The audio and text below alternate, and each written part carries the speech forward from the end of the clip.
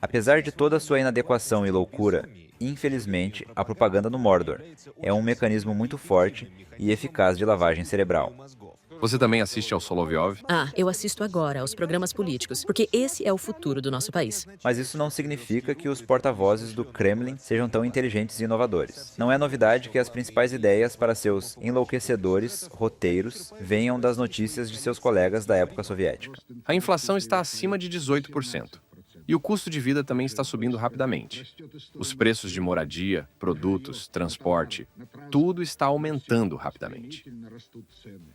A TV soviética dizia constantemente que o Ocidente estava apodrecendo, que a vida lá estava se tornando cada vez mais insuportável. A inflação bate todos os recordes, os preços sobem e as pessoas simplesmente não têm o suficiente para comer. Não é fácil escapar dos problemas diários. Eles são lembrados pelas prateleiras vazias das padarias. Na Inglaterra, há novamente falta de pão. Os padeiros decidiram reduzir a produção, exigindo aumento nos salários. Incrível, mas o mesmo está acontecendo nos países malditos da OTAN, agora mesmo. E é claro, segundo os propagandistas do Kremlin de hoje. Em quase toda a Grã-Bretanha, as pessoas não estão conseguindo se alimentar. Os britânicos simplesmente não têm dinheiro. Apenas no último ano, os pontos de distribuição de alimentos gratuitos, na outrora Grande Grã-Bretanha, distribuíram quase 3 milhões de cestas de alimentos para os necessitados. Ou seja, a TV Kiselev agora usa descaradamente quase todas as mensagens e métodos soviéticos. E se falarmos sobre os conflitos militares que a União Soviética iniciou, e mais tarde a própria Rússia, é fácil perceber a identidade dos principais narradores. Na verdade, forças antissocialistas escondidas estavam agindo de forma cada vez mais ousada. Nas ruas, distribuíam um jornal, no qual, em 13 de junho, estava escrito que o Partido Comunista Checoslovaco estava exercendo seu papel de liderança, embora não tivesse nenhum direito moral ou político para tal. A contra-revolução se preparava há muito tempo para tomar o poder. Uma grande quantidade de armas estava sendo preparada em depósitos secretos. Por exemplo, a intervenção das tropas soviéticas na Tchecoslováquia em 1968. As tropas soviéticas, com dezenas de milhares de homens, apoiadas por outras forças do Pacto de Varsóvia, atravessaram a fronteira. A liderança tchecoslovaca ordenou que não houvesse resistência. Tanques no centro de Praga e mais de 200 mil soldados armados prontos para agir. Foi assim que, em agosto de 1968, terminou a tentativa do governo tchecoslovaco de reformar o comunismo. Você acha que sob qual pretexto a União Soviética invadiu o território da então Tchecoslováquia? Isso mesmo, para proteger o povo irmão de um suposto golpe que, segundo eles, estava sendo preparado por organizações secretas míticas sob a liderança de fascistas e, claro, da maldita OTAN. Neste prédio, estava localizada a organização contra-revolucionária Clube 231, liderada pelo velho fascista Trotsky, pelo antigo general burguês Palichek e por agentes de inteligência estrangeiros. As tropas do bloco soviético, sob ordens do comando, chegaram para libertar os tchecos da ameaça ocidental e dos tanques da OTAN. Eles eram chamados de invasores. Nos sentimos como libertadores de algo, como se fôssemos, digamos, o bloco da OTAN. Coincidência? Que nada. Eles encontram fascistas e nazistas em todos os lugares, sem perceber qualquer diferença entre eles.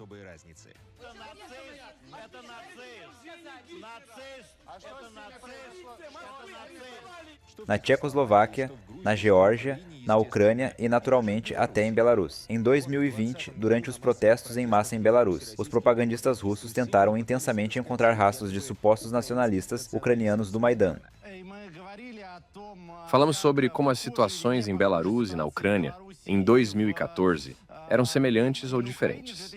Eu só vou lembrar, assistam ao vídeo, por favor. Vídeo de 2015 de Belarus.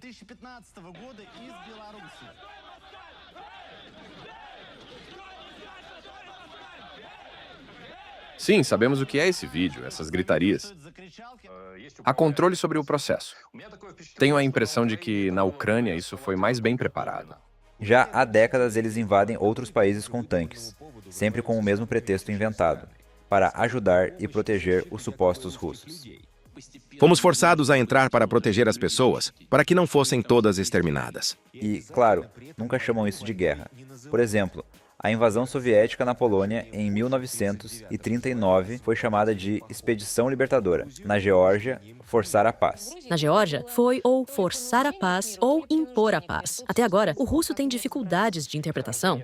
A invasão da Tchecoslováquia, em 1968, foi chamada de ajuda fraternal ao povo irmão tchecoslovaco. A guerra no Afeganistão foi introdução de um contingente limitado de tropas soviéticas no Afeganistão. A Primeira Guerra Chechena foi chamada de Operação para restaurar a ordem constitucional na Chechênia. Um truque manipulativo barato, mas infelizmente eficaz. Em 2022, da mesma forma, surgiu o já bem conhecido eufemismo, Operação Militar Especial, que na Rússia nunca existiu antes da guerra, em grande escala na Ucrânia.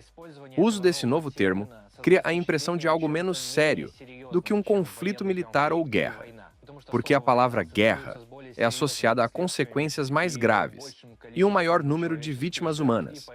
Por isso, usar essa palavra é psicologicamente inaceitável para a maioria dos russos. Ou seja, para Mordor invadir um país soberano, não é necessário inventar a roda. Basta recorrer às antigas tecnologias já testadas. Chamar um inimigo fictício de nazista fascista, colaborador do odiado Ocidente. Falar sobre uma ameaça iminente, sobre pedidos de ajuda inventados e, por fim, declarar-se pacificador. Os russos que estão na zona de conflito começam a ter novas evidências de que a agressão à Geórgia foi preparada e conduzida com a ajuda de assistentes do outro lado do oceano. A Geórgia pediu à Rússia que cessasse a agressão. O ministro das Relações Exteriores, Lavrov, respondeu que a Rússia estava atendendo ao pedido georgiano, ou seja, estava agindo como pacificadora. Como presidente da Federação Russa, sou obrigado a proteger a vida e a dignidade dos cidadãos russos. E para todos os tempos, as mesmas histórias sobre a brutalidade e crueldade de terroristas sedentos de sangue, maus milicianos, nacionalistas ou qualquer outro grupo em relação à população civil. Está sendo feito fogo maciço contra áreas residenciais, tanto em Tskinvali quanto em outras localidades. Acontece que, em todas as guerras que a União Soviética provocou e depois sua sucessora, a Rússia, justamente os chamados libertadores e pacificadores foram chamados de ocupantes, assassinos e saqueadores. Apelo às mães russas. Não entendem o que seus filhos estão trazendo para casa? O sangue do povo checheno. Eles tiram das mulheres mortas, das mães, das filhas, violentadas, roupas. Sob o pretexto de limpeza, eles entram nas aldeias para roubar e trazer para vocês, para satisfazê-las com essas coisas roubadas. Chechênia, Nós não somos bandidos. Quem é bandido é a Rússia. Não atacamos a Rússia. Foi a Rússia que nos atacou. Geórgia, A Ossétia é nossa. A Ossétia é a Rússia. Quem disse isso? Eu. O que diabos a América está fazendo aqui? Os fascistas chegaram à nossa terra. A terra georgiana. Nunca verão a terra georgiana. Peço a vocês, mães, levem de volta esses fascistas. Putin, o que você quer de nós? Que russos você está defendendo na Ossétia e na Abecásia? Tchecoslováquia, A ajuda fraternal dos países socialistas, como era chamada nos jornais soviéticos, foram os tanques nas ruas das cidades tchecoslovacas. Os praguenses desenham suásticas nos tanques e gritam em russo: "Ocupantes, voltem para casa!" Ucrânia, Claramente, esperavam algo diferente da população civil. Ela não corre para receber seus libertadores. Chegaram até nós, tomara que queimem no inferno. Por que vocês vieram matar meus pais? Meus filhos? Mas o Kremlin, na televisão, como antes, continua a convencer o seu povo do contrário, às vezes inventando as mentiras mais absurdas sobre aqueles que vieram matar. Aqui está um fragmento das notícias russas durante a Guerra da Chechênia. No local da batalha, foram encontrados drogas potentes. Na última investida, os combatentes drogados avançavam praticamente de pé, onda após onda, sem se importar com os mortos ou feridos. Quase não disparavam, apenas esmagavam com o número de pessoas. Incrível. Combatentes drogados com narcóticos potentes. Isso me lembra algo. Eles se levantam completamente sob fogo e começam a atirar. E então, descobriu-se que os soldados ucranianos tomavam esse tipo de medicamento regularmente. A Kupan, fabricado na França. É um forte analgésico, um poderoso analgésico. Eles correm gritando com os olhos desvairados até nos tanques com metralhadoras na mão. Sim, sim. Já ouvimos várias vezes essas notícias absurdas sobre os ucranianos. Os modernos nazistas, que hoje estão exterminando seu próprio povo na Ucrânia. Desde 2014, a propaganda russa não tem limites em sua fantasia em relação à Ucrânia. Um menino de 3 anos, vestindo uma cueca e camiseta, eles o pregaram igual Jesus. E após o início da Grande Guerra, os vampiros do Kremlin não têm mais limites nesse sentido. Basta lembrar de todas as bobagens e teorias conspiratórias sobre os laboratórios biológicos americanos e o desenvolvimento de armas biológicas na Ucrânia. Na Ucrânia foram encontrados cerca de 30 laboratórios biológicos militares americanos, onde desenvolviam armas bacteriológicas. Na Ucrânia, havia uma rede de dezenas de laboratórios, onde, sob a supervisão e apoio financeiro do Pentágono, eram conduzidos programas de guerra biológica, inclusive experimentos com amostras do coronavírus, antraz, cólera, peste suína africana e outras doenças mortais. Quem não falou sobre os mitológicos laboratórios controlados pelos americanos e os bandidos de Bandera? Hoje é absolutamente claro que o Pentágono implementou na Ucrânia o plano de ocupação militar biológica. E todas essas histórias absurdas sobre gansos de combate, morcegos e mosquitos. Há informações sobre o desenvolvimento e patenteamento nos Estados Unidos de meios técnicos para a entrega e uso de armas biológicas com drones, para espalhar insetos infectados no ar. Eles nem se envergonham de ler esses relatórios na ONU sobre drones para entregar mosquitos de combate. Com toda a seriedade, ele pediu uma investigação internacional. De acordo com a descrição, esse drone transporta para a área designada um recipiente com uma grande quantidade de mosquitos, transmissores de infecções, e os libera. Ao picar, os mosquitos infectam as pessoas atacadas com patógenos de doenças especialmente perigosas. Alguns membros da ONU, ouvindo esse delírio russo, até perdem a paciência. E o que mais o Conselho de Segurança tem a fazer? Já faz muito tempo que estamos ouvindo declarações da Federação Russa, mas hoje, mais uma vez, o Sr. Eba, o relator, confirmou que não há provas ou apoio para essas declarações da Rússia. Mas a máquina de propaganda russa não se para tão facilmente. Lembrem-se também das suas histórias selvagens sobre a praga de gafanhotos de combate. Dizem que, em Lugansk, encontraram hangares com armas biológicas reais usadas pela Ucrânia para atacar as colheitas. Em um vídeo, soldado estaria caminhando pelo galpão, apontando para os restos de insetos e, com toda a seriedade, dizia que aquela era a praga de gafanhotos de combate. As asinhas exatamente da praga de gafanhotos. Aqui há uma grande quantidade, o que mostra que ela estava aqui, digamos, presente. E parece que eles têm tecnologia para reprogramação na Ucrânia. Ou seja, eram pessoas normais e algo aconteceu com elas em poucos anos. A tecnologia está funcionando. E a arma psicológica, transformando as pessoas em biodrones. Existem métodos de transformar uma pessoa em zumbi sem drogas, apenas com palavras. Eles são vítimas da lavagem cerebral dos serviços secretos ucranianos. Perderam nas batalhas. E o regime de Kiev tenta conquistar as mentes dos russos ingênuos. Acredito que essas pessoas podem ser chamadas de biodrones. E as crianças, claro, são vendidas pelos malditos bandidos de Bandera. Não a qualquer um, mas para uma grande empresa americana chamada Coca-Cola. Nossos combatentes, ao libertar Svetogorsk, encontraram documentos comerciais sobre a venda de crianças em um orfanato. Há referências a empresas britânicas de segurança privada. Um dos pagadores era a empresa Coca-Cola. 7% da receita do orçamento da Ucrânia, 2 bilhões de dólares, são de receita de transplantes ilegais. E, se você não sabia, a Ucrânia envia crianças para a Europa para trabalhar na indústria LGBT. Mas nós, com certeza, sabemos que não são para resorts. Para que as estão levando para lá? São várias finalidades. Transplante de órgãos, trabalho na indústria LGBT, fotografias, filmagens. Concordem. Para uma pessoa com saúde mental, é simplesmente impossível assistir e ouvir tudo isso tranquilamente. Mas parece que para os russos, esse tipo de lixo é algo que eles realmente gostam e aceitam. Quero agradecer, através de você, ao meu presidente pelo que ele fez. O que ele fez? Ele está nos devolvendo nossos recursos. Ele está nos devolvendo nosso nome. E, de fato, nossa fé em nós mesmos.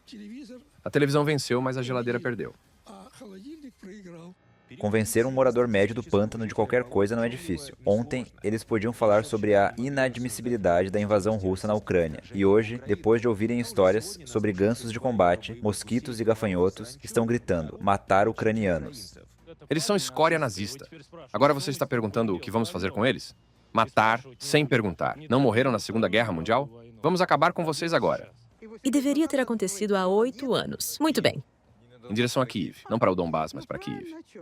Bem, certo. E tudo está conectado. Que se entreguem. Ontem mesmo, eles afirmavam que russos e ucranianos eram irmãos para sempre. E já, num piscar de olhos, Kisseliov, Solovyov e até o Putin dizem a eles que na Ucrânia estão os nazistas e fascistas mitológicos. E voilá, os russos já apoiam com entusiasmo os bombardeios em massa das cidades ucranianas. Precisamos destruí-la até o chão e pronto. Quem? A Ucrânia? Sim. Por quê? Por que ela serve para alguma coisa? Stalin queria destruir a Ucrânia. E eles cresceram e se tornaram bandidos de bandeira. Porque o fascismo precisa ser combatido até o fim. E assim foi por décadas. Os vampiros do Kremlin de hoje, na realidade, não inventaram nada de novo. Apenas utilizam velhas táticas de regimes totalitários anteriores.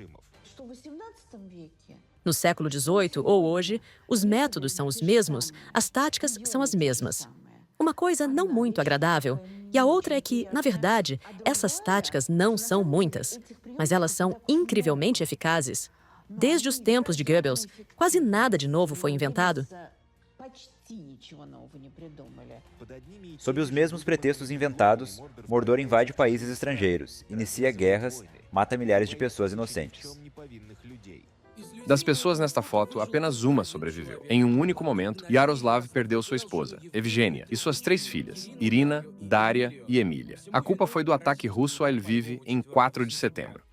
Infelizmente, os países civilizados reagiram de forma insuficiente e relativamente tranquila quando a Rússia engoliu a Chechênia, invadiu a Geórgia, entrou no Donbass e anexou a Crimeia. A Crimeia e Sevastopol estão retornando ao seu porto natal. Como resultado, Putin desencadeou uma grande guerra em larga escala no centro da Europa.